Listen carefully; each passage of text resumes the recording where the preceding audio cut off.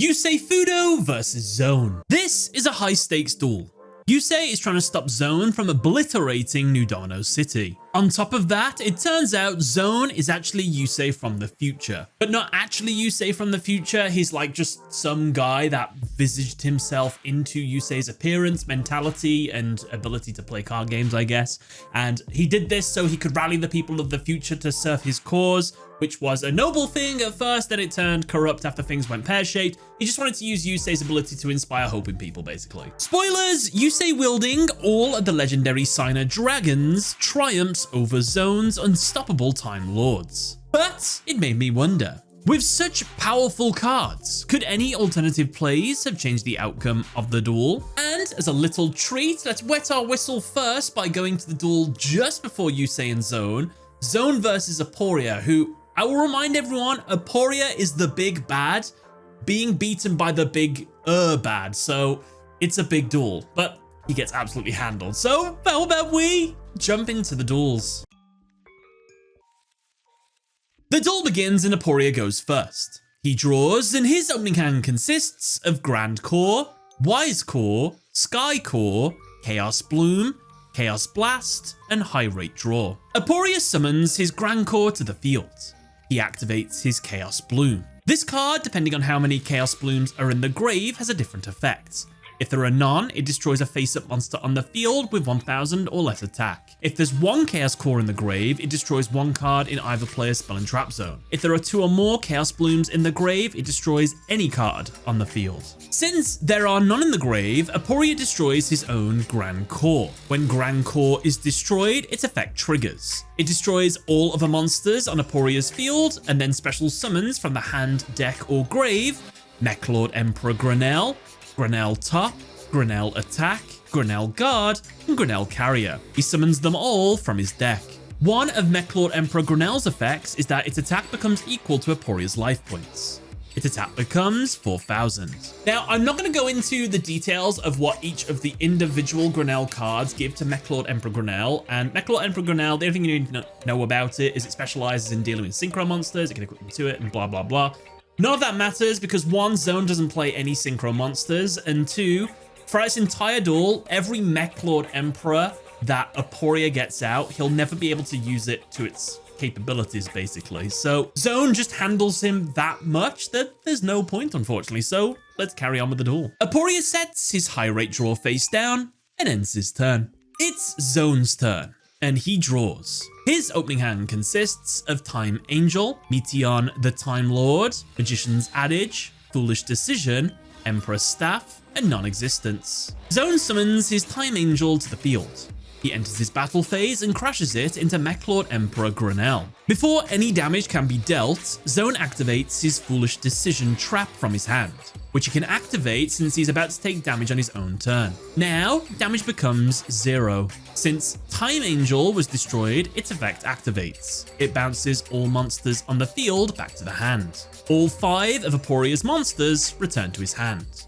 Zone activates another trap from his hand, Magician's Adage. Since a card was returned to the hand during his turn, he can activate it from his hand. It inflicts 300 damage for each card returned to the opponent's hand. Since 5 monsters were returned, Aporia takes the first damage of the duel. Zone sets his non-existence face down and ends his turn. It's back to Aporia, and he draws double tributes. He summons his Wise Core to the field and then activates Chaos Blast. By sending 3 level 1 machine monsters from his deck to the grave, he can destroy a level 4 or lower monster on the field. He destroys his own Wise Core. The effect of Wise Core activates, summoning Mechlord Emperor Wisel, Wisel Top, Wisel Attack, Wisel Guard, and Wisel Carrier from his deck straight to the field. Mechlord Emperor Wisel's attack becomes equal to the attack of all Wisel monsters on the field. Yet again, we're not going to bother going into the individual effects, he'll never use them, so let's carry on. Aporia enters his battle phase and uses Wisel to attack Zone directly. Zone, in response, activates his hand trap, Emperor's Staff. It negates the attack of a monster and then immediately ends the battle phase and then inflicts 500 damage to the opponent. Aporia sets double tribute face down and ends his turn. It's Zone's turn, and he draws Lazion the Time Lord. He activates his set continuous trap, Non-Existence. Now, with this card, he can summon level 10 or higher monsters without tributes. But all monsters on his field have their attack become 0. He summons Meteion the Time Lord without tribute. Now, all Time Lord monsters share the same archetypal abilities. These are, they can't be destroyed by battle or card effects. They can reduce battle damage from battles involving them to 0. While on the field, Zone cannot summon any more monsters. During Zone's standby phases, they shuffle themselves back into the deck. So for future reference, assume this for every single Time Lord we're going to mention later. It'll save a lot of time, so every single one has those abilities, okay? Okay. But they also have unique abilities. Meteion's is, at the end of the battle phase, if this card battled, return all monsters your opponent controls to the hand, and then inflict 300 damage to your opponent for each monster returned. Zone moves into his battle phase and orders Meteion to attack Mechlord Emperor Weisel. Meteion isn't destroyed and no damage is dealt thanks to its effect. However, as the battle phase comes to an end, Meteion's effect shuffles all cards on Aporia's field back into his deck. Aporia takes 300 damage for each of those cards returned. Zone ends his turn. It's Aporia's turn, and he draws Afterglow. He summons his Sky Core and then activates his set trap, Double Tribute. This card can only be activated when Aporia summons a monster. That monster is destroyed along with a monster on the opponent's side of the field. Meteion isn't destroyed thanks to its effect, however Sky Core is, and when it's destroyed, its effect activates, summoning Mechlord Emperor Skiel, Skiel Top, Skiel Attack, Skiel Guard, and Skiel Carrier from his deck straight to the field. Mechlord Emperor Skiel's attack becomes the combined attack of all Skiel monsters on the field. We won't bother going into the individual monsters' abilities here because he's going to blow it up straight away. Aporia activates his other set card, High Rate Draw. This card destroys all monsters Aporia controls and then lets him draw 1 card for every 2 monsters he destroys. Since 5 cards were destroyed on Aporia's side of the field, he gets to draw 2 new cards. He gets Future Destruction and a mysterious card. He activates Future Destruction. This card lets him send cards from the top of his deck to the grave, equal to the amount of cards in his hand. Since Aporia currently holds 12 cards, he sends 12 cards from the top of his deck to the grave, which, if you've been keeping track now, means his deck is empty. While this might seem like a kind of crazy play, it's all a part of his plan, as he activates Afterglow. This card banishes all Afterglow cards in his deck. This card is then shuffled into the deck. During the next draw phase, if this card is drawn, the opponent takes 4,000 damage. Afterglow is shuffled into the deck, but since it is the only card in the deck, it is guaranteed to be the next card that Aporia draws, guaranteeing him victory on the next turn. Confident that Zone can't deal enough damage to him to win the duel on his next turn, since his monster has 0 attack, and he can't summon any more monsters to the field due to Time Lord's restrictions, Aporia decides to end his turn here. As he does, he discards 5 cards in his hand, since he was over the hand size limit of 6. It's Zone's turn, and the penultimate turn of the duel. He draws and gets a mysterious card. The standby phase occurs and Meteion shuffles itself back into the deck. Zone uses the effect of non-existence to summon his Lazion the Time Lord. Aporia declares that his Afterglow card represents hope and his belief in Team 5D's creating a better future. Zone, however, intends to squash that belief. Zone believes that reality is much harsher, and so he attacks with his Lazion. While no damage was dealt since its attack was 0, its effect activates. It shuffles all cards on Aporia's field and in his grave back into the deck. As well, Lazion's effect deals 1,000 damage to the opponent when they draw for their draw phase. Now, Aporia has a 1 in 34 chance of drawing Afterglow. If he does manage to draw it, he will win the duel before Lazion can deal damage. However, if he draws anything else, Lazion will deal 1,000 damage, winning Zone the duel. Now, it's actually implied here that Zone, the card that he drew this turn, could have won him the duel. It was something that either he could have summoned and done damage with, or it had attack points, he could have just attacked the game. But he purposefully went for this play because he wanted to give the illusion of hope to Aporia, to prove to him that, look, hope is a foolish thing. You've put your faith in Team 5Ds, you're going to draw this perfect card. It's not going to work. It's going to go sour like things always do. You're going to fail to draw this card. So Is it going to happen that way? Well, let's find out. Zone ends his turn. It's Aporia's turn, and the final turn of the duel. He draws with all of his might, summoning as much protagonist powers as he can, believing hope will give him his Afterglow card and victory. He draws and gets Necklord Emperor Grenell and loses the duel. Kind of crazy, but this was such a one-sided duel. I don't think there was any way of Aporia winning this duel at all. I don't think he had any alternative plays that could have helped him. So yeah, this is a open and closed shut case. We don't get them too often. Zone just straight up won. Fair play. I guess let's hope that Yusei learned a thing or two from watching this duel. So let's move on to Duel 2. The duel begins and Speed World 2 activates, since this is a turbo duel. Now, while Speed World 2 is in play, non-speed spell cards require 2,000 life points to be played. During each player's standby phase, both players gain a speed counter. A player can remove speed counters to activate one of the following effects: 4 to inflict 800 damage to the opponent for each speed spell card in their hand, 7 to draw a card, and 10 to destroy a card on the field. And so, the duel begins and Zone goes first. He draws and his opening hand consists of Time Maiden, Meteion the Time Lord, Sadion the Time Lord, Camion the Time Lord, Lazion the Time Lord, and Non-Existence. Since Zone controls no monsters on his side of the field, he can special summon his Time Maiden to the field. While on the field, it can be treated as 2 tributes for the summon of a fairy-type monster. Zone tributes it to summon his Meteion the Time Lord. He sets his Non-Existence trap face down and ends his turn. It's Yusei's turn, and he draws. His opening hand consists of Double Delta Warrior, Coolbolt Hedgehog, Clear Effector, Big Eater, Debris Dragon, and Synchro Barrier Force.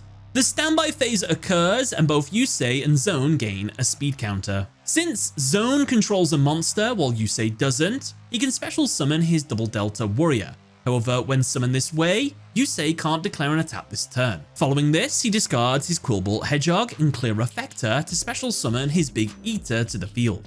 Yusei activates the effect of Coolbolt Hedgehog in his grave, which allows it to summon itself to the field as long as there's a tuner on Yusei's field. It will be banished when it next leaves the field. Yusei normal summons his Debris Dragon. When summoned, it special summons a monster in the grave with 500 or less attack.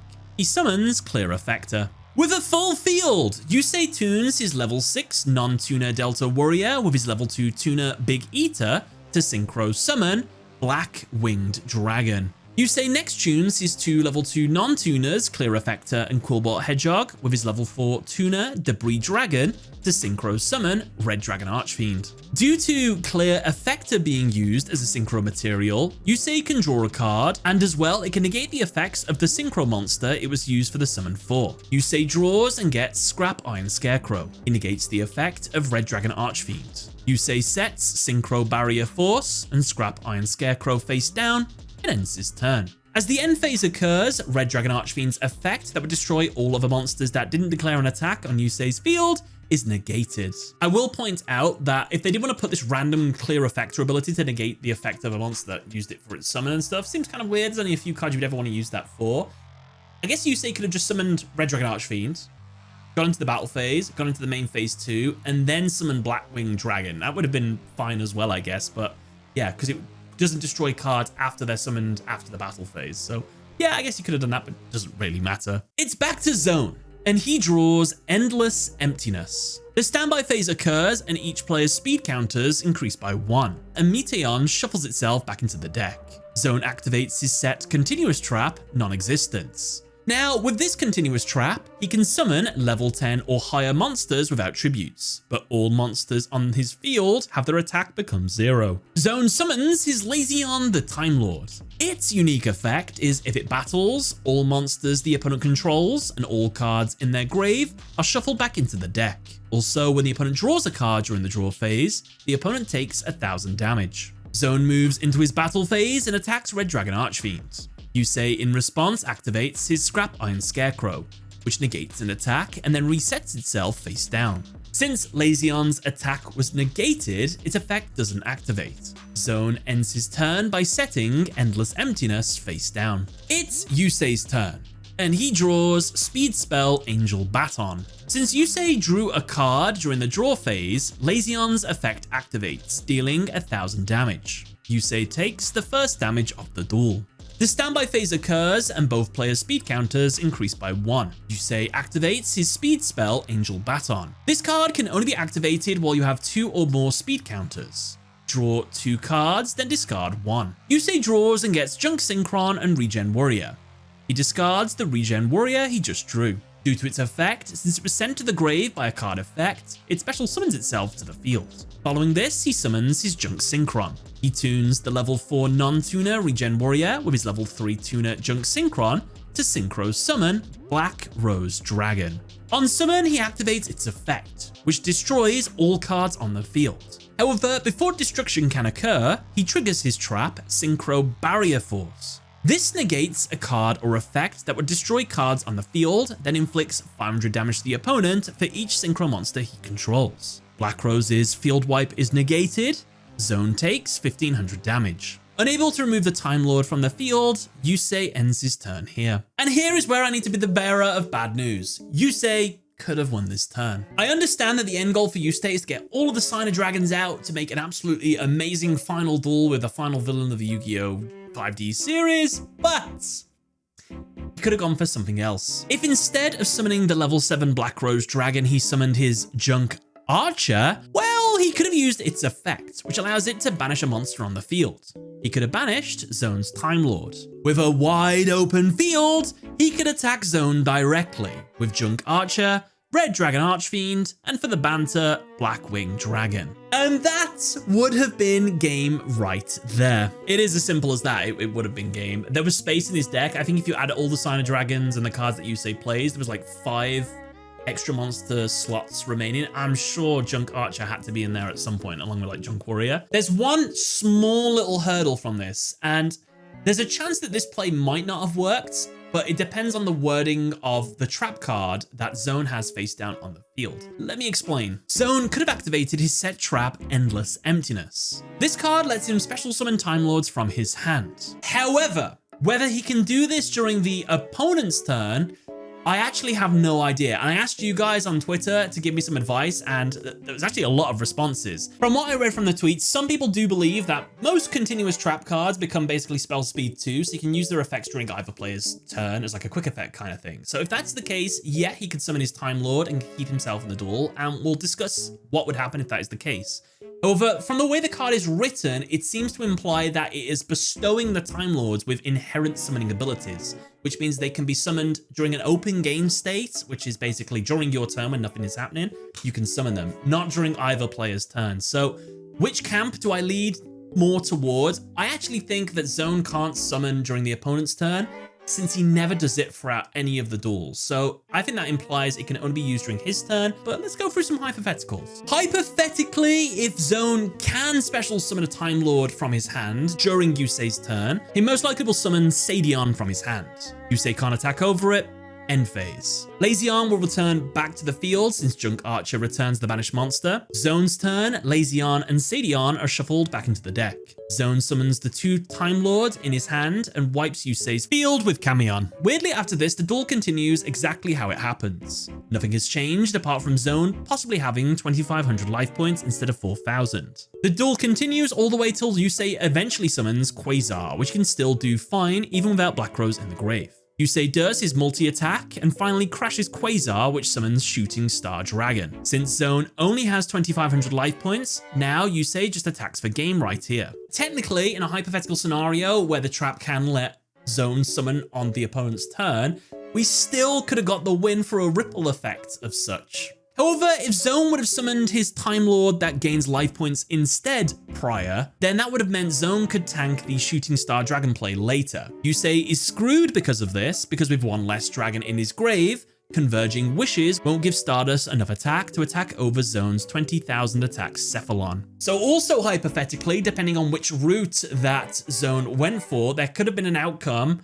where Yusei also lost. So there you go, 2 huge alternative plays in an alternate dimension, possibly if this card does special summon, but I've covered my ground whether he can summon it or not. So there you go, there's some alternative plays. Oh, and there is one more alternative play. You know, if Yusei would have just Black Rose Dragon the field, wiped out that entire field, well, that would have destroyed Zone's trap, making him have absolutely no way of summoning Time Lords anymore. Yusei's turn would then happen, he'd pop off, and pretty much win. Food for thought. It's Zone's turn, and he draws Zaphion the Time Lord. The standby phase occurs, and both players' speed counters increase by 1. Lazion shovels itself back into the deck. Zone activates his Endless Emptiness trap by sending his non-existence to the grave. Now while on the field, Zone can special summon level 10 or higher monsters in his hand, ignoring the effects of Time Lord monsters that say you can't summon while they're on the field. As well, the attack of all monsters Zone controls becomes 0. Zone immediately uses Endless Emptiness' effect to special summon 3 Time Lords in his hand.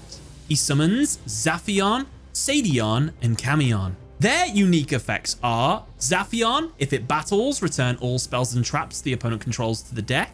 When this card is removed from the field, the controller of this card draws cards until they have 5 cards in their hand. Sadion, if this card battles while you have 4,000 or less life points, your life points become 4,000. Camion, if this card battles, return all monsters the opponent controls to the deck, inflict 500 damage to the opponent for each monster that is returned to the deck by this effect. And so, Zone moves into his battle phase. It begins with Zaphion attacking Blackwing Dragon. Yusei activates his Scrap Iron Scarecrow to negate the attack.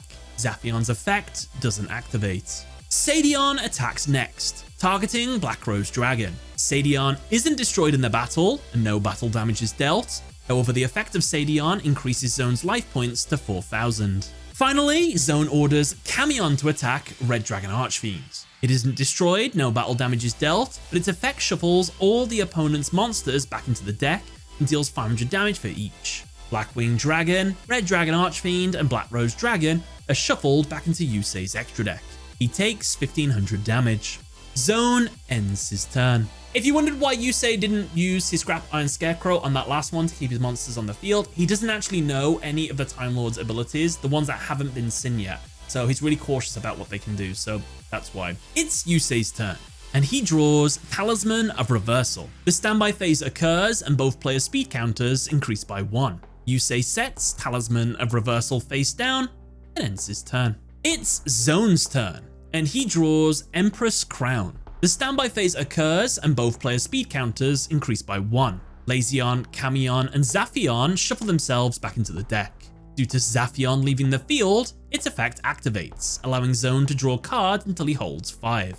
Since he only has 1, he draws 4 cards. He gets Michion, Halion, Raphion, and Gabrion, the Time Lords. Since Zone drew a card outside of his draw phase, Yusei in response activates his Talisman of Reversal. He can now draw cards until he holds the same amount as the opponent. Yusei draws 5 new cards. He gets Scouting Warrior, Steam Synchron, Synchron Believer, Synchron Keeper, and Turbo Synchron. Since Scouting Warrior was added by card effect, it special summons itself to the field. Since a monster was special summoned to the field, Yusei's Steam Synchron then special summons itself to the field. Yusei activates the quick effect of Steam Synchron, which allows it to perform a Synchro Summon using itself. He tunes the level 3 Steam Synchron with his level 4 non-tuner Scouting Warrior to Synchro Summon Ancient Fairy Dragon into defense. Due to Yusei Synchro Summoning, Zone is allowed to activate his Empress Crown trap directly from his hand.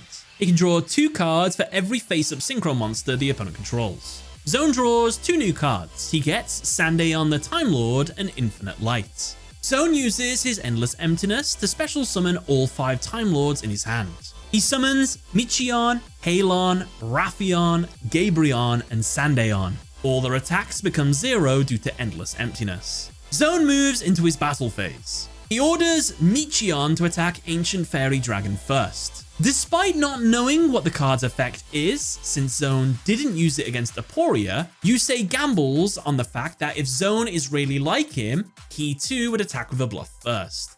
And so, Yusei chooses not to activate his Scrap Iron Scarecrow. The attack is successful, Michion's effect activates. It cuts Yusei's life points in half. Zone attacks Ancient Fairy Dragon again, this time with Halon, another new Time Lord. Yusei chooses this time to use Scrap Iron Scarecrow to negate the attack. This gamble was the correct move to make, as Halon had the effect that when it attacks, it inflicts damage to the opponent equal to the difference in life points, which would have resulted in Zone's victory.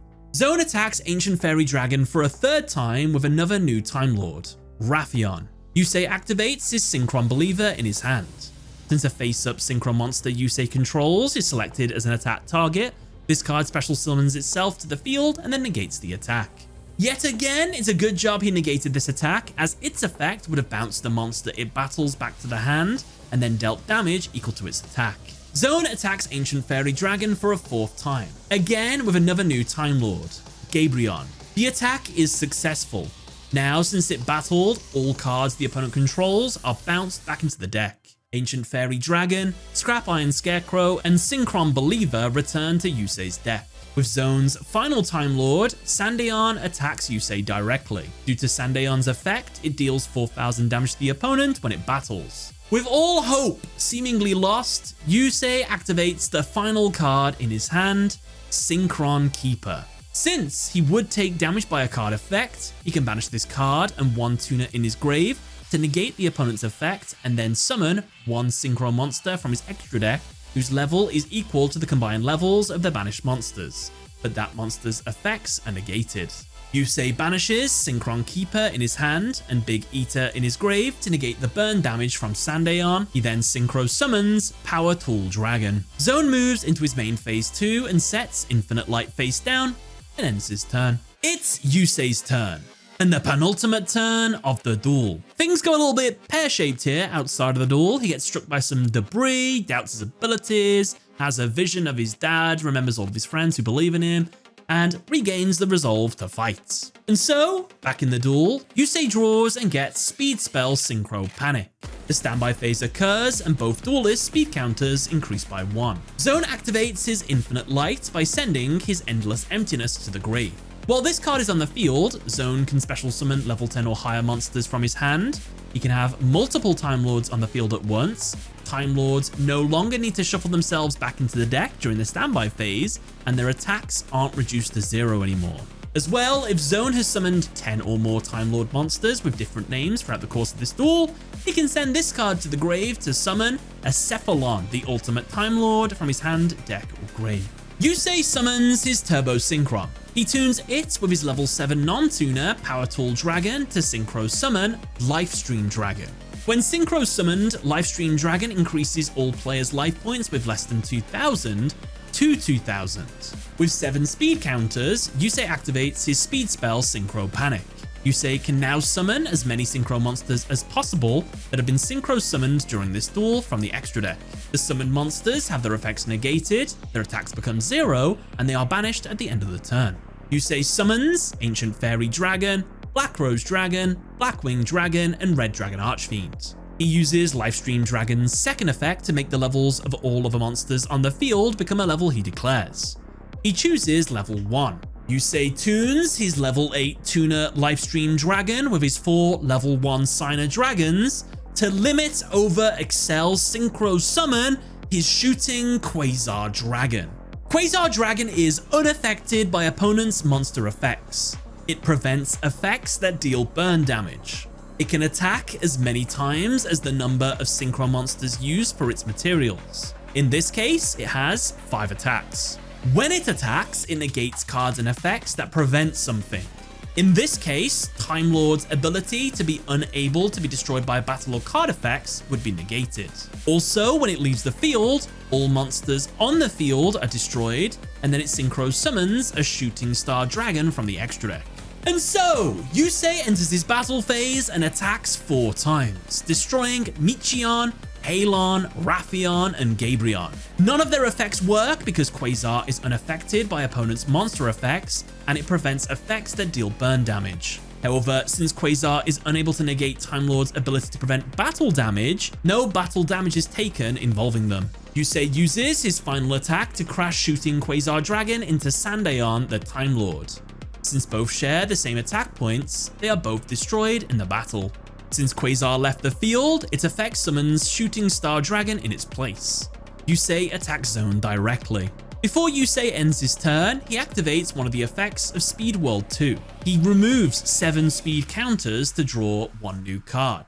He draws and gets Converging Wishes. He sets it face down and ends his turn. It's Zone's turn, and the final turn of the duel. He draws and gets Cephalon, the ultimate Time Lord. The standby phase occurs and both players' speed counters increase by 1. With all the pieces in place, Zone goes for his ultimate play. He activates the effect of his infinite light. Since he has summoned 10 Time Lords with different names over the course of the duel, he can send it to the grave to summon Cephalon, the ultimate Time Lord, from his hand deck or grave. He summons it from his hand. Cephalon can only be special summoned by Infinite Light's final effect. Once per turn, it can special summon as many Time Lords as possible from the hand deck or grave. Monsters summoned by this effect have their attack become 4,000. This monster gains attack equal to the combined attack of all other Time Lords on the field. The effects of any monster that battles with this card are negated. If this card would be destroyed by battle or card effect, you can banish a Time Lord on the field instead. When you do this, you take no battle damage if this card would have been destroyed by battle. And so, Zone uses Cephalon's effect to summon Meteion, Sadion, Gabrion, and Sandaeon. Cephalon gains 16,000 attack points. Zone moves into his battle phase and attacks and destroys Shooting Star Dragon with Cephalon, the ultimate Time Lord. Before Yusei can take a metric ton of damage, he activates his Converging Wishes. When Shooting Star Dragon is destroyed by a battle, this card can be activated to negate the battle damage from that battle. Yusei can then synchro summon a Stardust Dragon by banishing the materials from the grave. The summoned Stardust Dragon gains attack equal to the combined attack of all Dragon Synchro monsters in the grave. Finally, Yusei can return one Synchro monster in the grave back to the extra deck to force a monster the opponent controls into attacking this card. At the end of the turn, this card and Stardust are banished. And so, Converging Wishes nullifies the damage Yusei would have taken and summons Stardust to the field. He banishes Power Tool Dragon and Turbo Synchron to do this. Stardust gains attack equal to every Synchro Dragon in his grave. Now, with the most powerful monster on the field, and still in Zone's battle phase, Yusei uses Converging Wishes effect to force a Time Lord into attacking it. He returns Ancient Fairy Dragon. By doing this, there is one less Dragon Synchro in the grave, so Stardust's attack is reduced. Cephalon attacks Stardust Dragon. Zone banishes Meteion the Time Lord to prevent its own destruction and reduce any damage to 0. Cephalon's attack is reduced as a result since the Time Lord left the field. Yusei repeats the play. He returns Lifestream Dragon to force Cephalon to attack again. Zone banishes Sadion to prevent its destruction and reduce the damage. Yusei returns Black Rose Dragon to force Cephalon to attack again. Zone banishes Gabrion to prevent its destruction and any damage. Yusei returns Blackwing Dragon to attack again. Zone banishes Sandaeon to prevent destruction and any damage. Yusei returns Red Dragon Archfiend to force Cephalon to attack again. With no more Time Lords left on the field, the attack continues. Cephalon attacks and is destroyed by Stardust Dragon, dealing over 5,000 battle damage to Zone. Yusei wins the duel. Now, fun fact, if Zone would have attacked with anything other than Cephalon, he'd attack with, say, Sandaeon, the one that does 4,000 burn damage, I think he would have won the duel, because the other Time Lords didn't have their effects negated. They've all got 4,000 attack, so all of them would result in Shooting Star Dragon being destroyed by the battle, which would trigger Converging Wishes, meaning that the battle damage would be negated. Sandaeon does 4,000 burn damage after that as well, so wouldn't that mean that that would just win him the duel? Now, don't get me wrong, Zone thought he was going to win by attacking with this huge monster into his monster. I guess maybe in theory it was better to attack with one of the smaller monsters, and he couldn't attack with any smaller monsters afterwards because Yusei just kept forcing that one monster into attacking him. So yeah, I don't know, unless I missed something, I think Zone could have won on this final turn if he just wouldn't have attacked with his ultimate boss monster. So yeah, fun fact. But with that was a really, really long duel analysis done. Fun fact, I did the Yusei Zone one and I was just like, do I do the other duel? This one took so long.